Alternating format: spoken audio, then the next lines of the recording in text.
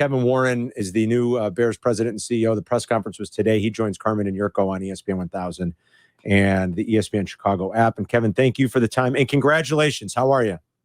I'm doing great. Thank you all for the time. I appreciate everything, and I'm excited to get our partnership started with you all here soon. But just thank you for everything. Can you already start to feel some of the genuine excitement that is resonating amongst Bears fans about your hire? Yes, 100%. I felt it actually, when you all talked about the story, but I really feel it now, and I think hopefully they feel, me. I'm sincere. I'm all in. I love our fans, and I just cannot wait to get to work and get started. And we got something special here, and it's going to be fun. When did the courtship start, Kevin? 30 years ago. I think it's my first game that I came here at Chris Zorich in '92. That's really where I fell in love with the Bears and fell in love with the family and respected what they stood for. And so it's good. Sometimes relationships take a long time to cultivate and culminate, but I just think it took 30 years, a little over 30 years for this one, but it's the right time for the right reasons. What, I guess I would say what excites and intrigues you most about taking this job now, considering the offseason ahead for the Bears? I'd say the challenge. I mean, most of the time, if you look at some of these NFL franchises, you may have one of the items. We have about five. We have the number one pick. We have draft capital. We have free agency. We have salary cap resources. We have a stadium solution.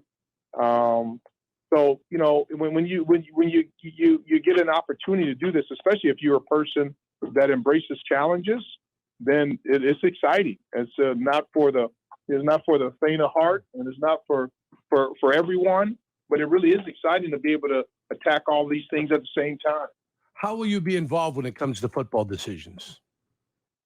I'll be involved at every single aspect of it, but from a partnership standpoint with Ryan and with Coach Matt, to be able to build the best football product and to ask the questions, to bring up issues, to see if there's anything in my history resource that can add value.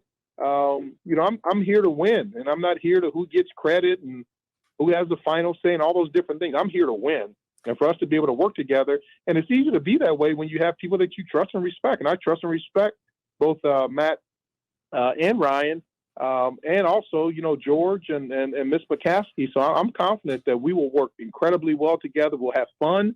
We'll win a lot of games. We'll win championships, and I'm looking forward to get to work.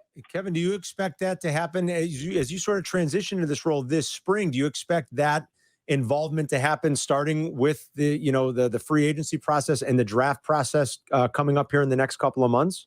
Yes, absolutely. As I said, I was with Ryan in the draft room this morning, just talking through just high level, see how he sets up things. And I'm here as a resource. And so I'll be transitioning out of the Big Ten, transitioning here. I'll have, these regular meetings with Ryan and Matt, and the same thing like I'm doing with Ted, from a stadium and finance, accounting, operations, just gathering information. So yeah, I'm excited about it, and we'll all be involved and working together, and then hopefully just add value. Kevin Warren is our guest. It's Carmen and Jurko on ESPN 1000. I guess you did touch on this a little bit during the press conference, and I'm hoping you can maybe reiterate for us here, but it sure sounds like the one and only stadium deal that you guys vision right now is a deal in a new stadium in Arlington Heights. Is that correct? Yes, 100%. That is our sole focus at this point in time. If the city comes and says, Mr. Warren, could you at least have a conversation with us? Would you, or does it not even matter at this point? No, I think the focus is Arlington Park. I mean, that's the focus. And again, I'll learn more about our site and my thought process once I started able to get information. But based upon what I know at this point in time, the 100% sole unequivocal focus is on Arlington Park. We have heard from many people the stadium in Minneapolis might be the best, certainly one of the best, if not the best in the league. What do you recall about maybe beginning that endeavor, and how prepared did you feel you were to, go down the road of building such a big, modern, beautiful stadium? Well, one, what I recall, and I mentioned in the press conference, that we spent a lot of time with the planning and the organization of the stadium process. So many people, when you build stadiums, they want to see the trucks on the ground, and they want to see you digging. I mean, just right away, they want to see dirt flying and people in hard hats. We spent many hours, months, weeks planning. And so that way, when we started to dig and get going on it, it went smoothly. And as George alluded to, we were not only early, we were under budget. And so I just think projects are so massive, you can't have any like missteps. And so I think that the thing that we'll work on here is to make sure that the planning, that we're meticulous in our planning, which is critical thinking. And we not only plan the construction, but we plan all the way through, like what the game day experience would look like. Do you feel like that was one of the things that really attracted you or was most attractive about you for George and the Bears? I think you'd have to ask them specifically, but I think it was a combination of items. But stadiums are, the interesting about it, there are not many people on the planet who have built a stadium. That doesn't mean that you can't build one, because U.S. Bank was my first one, and it turned out, well, collectively had a great team together.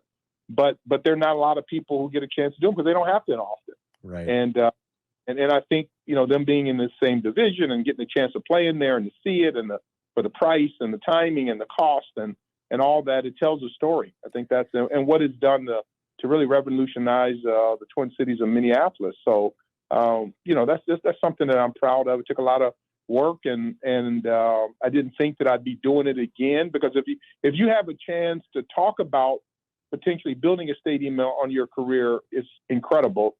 If you have a chance to actually build one in your career, it's magnificent. And if you have a chance to do two of them, I don't know if that's happened, if anyone's ever done that before. So I'm laser focused and look forward to the challenge. Did you kind of have an idea at some point that you might find your way back into the NFL, even after you were running the Big Ten?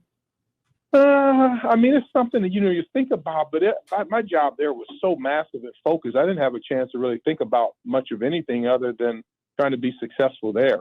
And, with our media deals and expansion and social justice and mental health and, COVID issues. It was a 40-month sprint. It was, I would say it was like running the 330 high hurdles. That's what it was like. It was, the demands and the requirements and the energy that it took. And so now I'm excited to be able to take that was stretched across 28 sports, to be able to now put that laser on one franchise, on one team, on one sport. That's what I'm excited about. Is it true that when you heard about the Bears, like sort of putting their toe in the water with Arlington Park, you drove by the site just to kind of look at it and get an idea of what, start to maybe have a vision of it? Is that true? Yeah, I drove not by it. I actually drove in. I don't know what happened. Maybe the gates were open that day. I caught it at the right time. I actually drove in it and drove around it. And it's, for you to see that massive site with over 300 acres and the things that you could do there, it's unique. What do you already have? I'm assuming you do. Can you already start to picture it in your mind a little bit?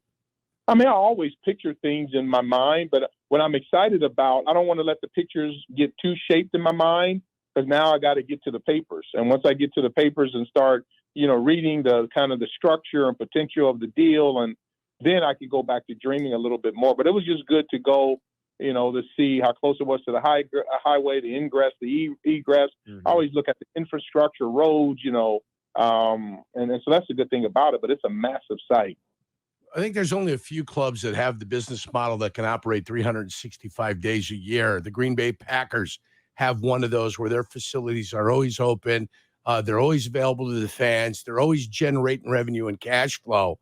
The Rams and the Chargers with Stan Kroenke out there might be another one of those. Is that what you guys envision, a 365-day-a-year business model that's generating cash and bringing that cash flow through the system?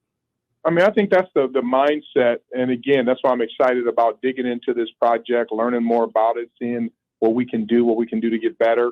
And so I just can't wait to get my briefing books and start digging into it. But that's for our fans of the Chicago Bears to have that, 365, 24/7 is really special. Kevin, George stated in the past, at some point last year, that their ideal plan would be to build the stadium without turning to the public for money, but that they would need assistance in developing everything that goes into what we're talking about, that 365-day or sort of entertainment complex. I would ask you a couple things here. Is that still the plan? And do you guys expect some serious hurdles with potentially getting public money for developing that land?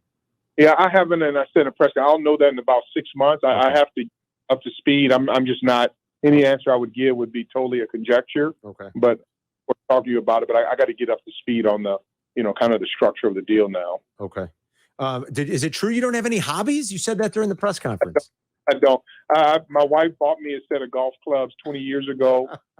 Had them for a year, and then she took them back. I went there one day, said, "Where are my golf clubs?" She said, "Why? You're not going to play anyway." I took them back 6 months ago, and then I did just buy another set earlier last year, and I haven't picked them up yet. They're ready, so I'm gonna pick them up.